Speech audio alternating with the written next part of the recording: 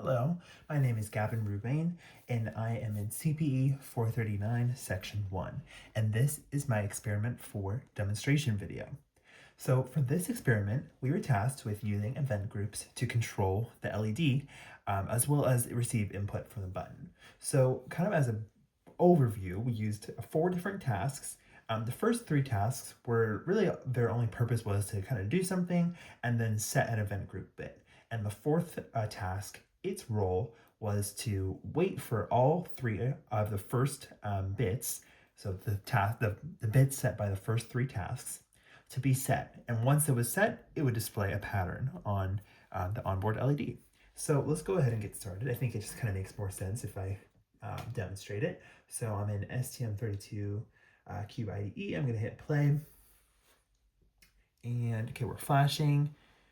And so you're not actually going to see anything right now, no visible feedback. So we're assuming that the first task ran, which has a delay of 300 milliseconds. Once it passes that delay, it will set a bit in the event group. Then the second task waits for that bit to be set. And then once it receives word that that bit from the first task was set, it sets its own bit. So now there are 2 bits set in the event group.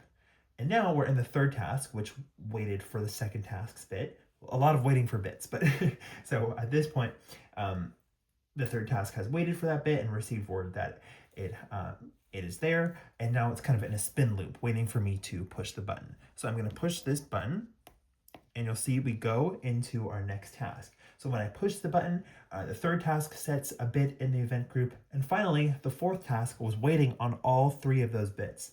And because I hit that, that button, all 3 bits were set at this point, and the fourth task could unblock and start blinking. So now it's just going to blink forever. That's the job of the fourth task. So that's the demonstration video. Thanks for watching.